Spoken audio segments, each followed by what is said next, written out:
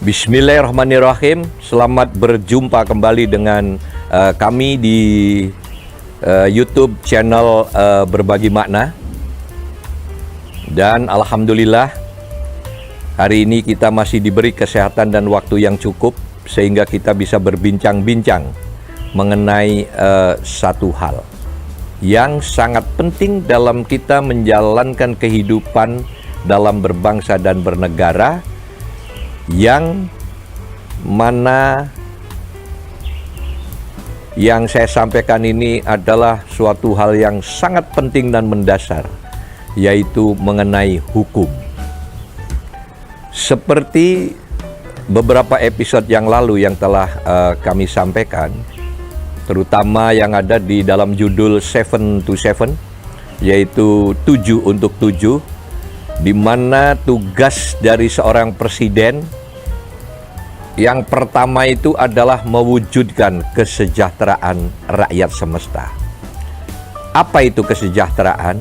Tidak lain dan tidak bukan, kesejahteraan itu adalah suatu rangkuman yang terdiri atas keamanan, keadilan, dan kemakmuran. Jadi seorang insan disebut insan yang sejahtera ketika dia hidupnya merasa aman, diperlakukan adil, dan kehidupannya makmur.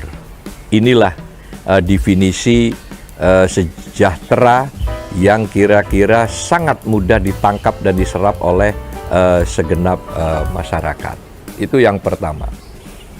Jadi berikutnya, ketika kita ngomong tadi ada keamanan, keadilan, dan kemakmuran, coba kita ambil yang dua ini, yaitu keamanan dan keadilan. Ini bisa terwujud secara baik mengenai keamanan dan keadilan ini kalau hukum benar-benar ditegakkan. Itulah yang disebut supremasi hukum. Ada yang mengatakan biar langit itu runtuh, maka hukum harus tetap tegak. Kita sudah menganut hukum-hukum yang digunakan, baik hukum-hukum pidana, hukum perdata, yang terdiri atas ribuan ayat dan ratusan pasal mungkin. Tetapi pertanyaannya, dari ribuan ayat dan ratusan pasal itu tentu ada suatu kristalisasi atau asal-usul bahkan yang merupakan rajanya kalimat hukum. Apa itu rajanya kalimat hukum? Yaitu yang berbunyi salus populi suprema lex, bahwa hukum tertinggi adalah keselamatan rakyat. Nah, jadi para pemangku jabatan dan para stakeholders yang ada di republik ini dalam memanage republik yang kita cintai ini, silahkan membuat undang-undang, membuat peraturan, dan lain sebagainya. Tetapi tolong diingat bahwa tujuan akhir membuat undang-undang, peraturan, dan sebagainya itu adalah untuk satu tujuan yang mulia, yaitu memberikan jaminan keadilan dan keamanan bagi rakyatnya. Sebagai contoh, kalau saya jadi seorang presiden, saya untuk mewujudkan keamanan dan keadilan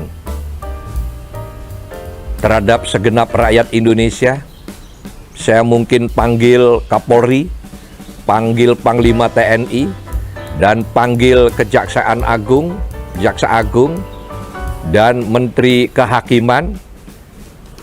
Dengan 4 orang menteri itu mungkin saya akan mengatakan, tolong, keamanan dan keadilan ini harus terwujud secara nyata. Jadi Pak Kapolri, silahkan estafet kepada Kapolda dan seterusnya sampai Kapolres. Contoh, Wujudkan keamanan dan keadilan ini, saya kasih target 6 bulan. Silahkan Kapolri estafet dengan Kapoldanya selama 4 bulan, dan Kapolda memberi target kepada Kapolres selama 4 bulan saja. Kalau dalam 6 bulan ini tidak terwujud, jangan salahkan saya jika saya mengganti Anda sebagai Kapolri, mengganti Anda sebagai Kepala TNI, mengganti Anda sebagai Kepala Kejaksaan Agung, mengganti Anda sebagai Menteri Kehakiman. Karena apa? Keamanan dan keadilan ini adalah sesuatu kebutuhan yang sangat hakiki. Coba, saya pernah jalan di luar negeri, di Estonia, di Finlandia, bahkan yang terdekat ini adalah di Singapura. Itu wanita-wanita, remaja-remaja laki dan perempuan pulang dari tempat kerjanya jam 12, setengah 1, jam 1 malam, itu berjalan kaki di trotoar untuk menuju tram atau kereta, itu tanpa rasa takut dan was-was, karena keamanan di negaranya telah terjamin secara baik dan benar. Inilah sesungguhnya negara-negara yang telah mengamalkan dan telah mengimplementir dari induknya atau rajanya kalimat hukum yang berbunyi Salus Populi Suprema Lex. Hal lain yang ingin saya sampaikan dalam Salus Populi Suprema Lex ini, yang hari-hari ini sedang krusial dan sedang hangat di mana-mana, termasuk di Cirebon, di kota saya ini, yaitu tentang kenaikan pajak bumi dan bangunan yang ugal-ugalan. Saya melihat data bahwa kenaikannya ada yang 100%, 200%, 300%, bahkan ada yang 1000%. Lah, ini adalah produk aturan yang dibuat oleh DPR setempat dan eksekutif setempat, yang akhirnya rakyat merasa terkejut dan merasa berat, karena ini sebuah perlakuan yang sangat tidak adil, sangat memberatkan, apalagi ekonomi kita pasca pandemi ini masih tertatih-tatih untuk melakukan recovery.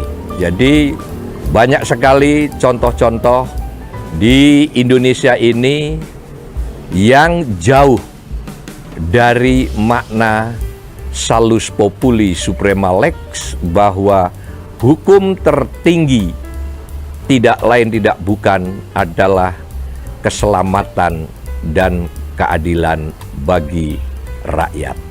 Demikian yang bisa saya sampaikan, bahwa kita alhamdulillah bisa berjumpa hari ini untuk membahas sekelumit tentang hukum yang sangat mendasar, sangat esensial dalam kehidupan kita menjalankan kehidupan berbangsa dan bernegara. Saya kira itu, semoga bermanfaat. Terima kasih.